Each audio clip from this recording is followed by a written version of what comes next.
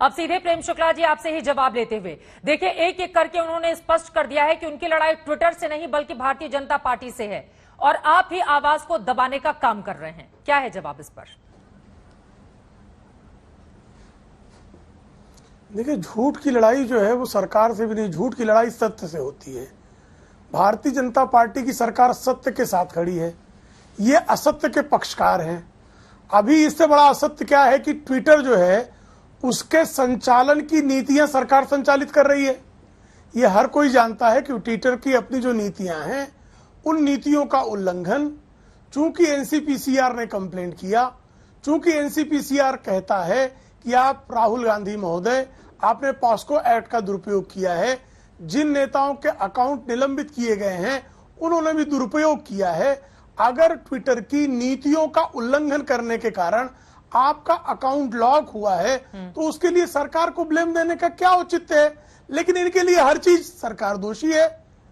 और यही लोग हैं कि जब जो है ट्विटर अन्य किसी प्रकार का निर्णय लेता है तो ट्विटर पर अगर सरकार ने कह दिया कि आप जो हैं यहां पर जो गाइडलाइंस हैं उन गाइडलाइंस का पालन कीजिए वरना आप कार्रवाई के पात्र होंगे, तो ट्विटर को गाइडलाइंस का पालन नहीं करना चाहिए। राहुल गांधी कह रहे हैं ट्विटर से सरकार ही नहीं बात करती है। हो गए और आज ट्विटर का चरित्र बदल गया है, वो अब सिर्फ सरकार की बात करती है। किसकी बात कर दी जब ट्विटर जब नहीं, दरअसल क्या है कि अब जो जिस आदमी का अपना आत्मविश्वास गहरे हिला हुआ होता है उसको किसी पर विश्वास नहीं होता है, वो कहानियां गढ़ता है, उसके मन में बहुत सारी कल्पनाएं उमड़ती घुमड़ती हैं और वो कल्पनाओं के आधार पर बात करते हैं। तो श्रीमान राहुल गांधी कल्पनाओं के आधार पर बात करने वाले नेता हैं, उनका सत्य से कोई लेन देन नहीं है।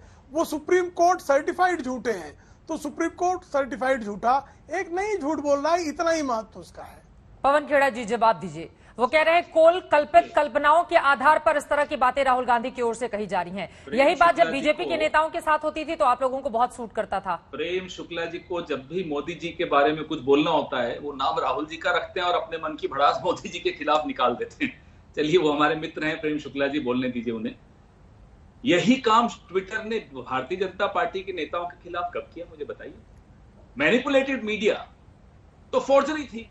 ये क्या फोर्जरी है? आप फोर्जरी की तुलना तो इस हादसे से तब कर सकते हो जब उस बालिका के माता पिता की जगह में किसी और की फोटो डाल देता तो वो फोर्जरी होती, फिर आप तुलना कर सकते थे। एप्पल्स और ऑरेंजेस की तुलना आप नहीं कर सकते, ये फोर्जरी नहीं है।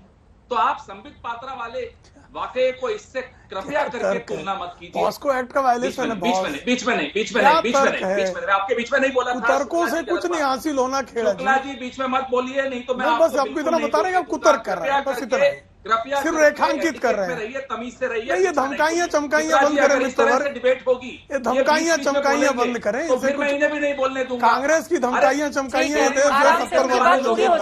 चोरी चकारी करने वाले लोगों सरकार में बैठे हो मतलब तुम्हारी हर बात मान ले जी, चुपचाप से सुन लीजिए। आप जब उत्तेजित होने की आवश्यकता नहीं पवन जी।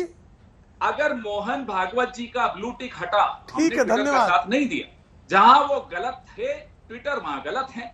आज ट्विटर की आंतरिक नीति, अभी शुक्ला जी ट्विटर की आंतरिक नीति के विषय में बात कर रहे थे, पढ़िए आपने ट्विटर की आंतरिक नीति। ट्विटर की आंतरिक नीति कहती है कि यदि माता पिता को कोई आपत्ति नहीं हो, यदि उनकी फोटो दिखाने से उनको कोई नुकसान हो रहा हो तो गलत है। क्या उनको कोई नुकसान करने की अंदेशा था राहुल गांधी का? क्या उनको नुकसान हो जाएगा फोटो दिखाने से? वो तो धरने पे थे, उनका तो इंटरव्यू ले रहे थे। तो इन तमाम चैनल्स के भी ट्विटर हैंडल्स हटाइए, इन तमाम चैनल्स पर, एएनआई पर, सब पर एक्शन लीजिए। हाथरस की बिटिया पर तो आपके अमित मालवीय ने सब कुछ डाल दिया था, उसमें क्या हुआ? ट्विटर हटाया उनका ट्वीट। तो ये आप तुलनाएं गलत कर रहे हैं। ट्विटर की आंतरिक नीति बड़ी स्पष्ट है, उसमें कतई कोई हमने उल्लंघन नहीं किया।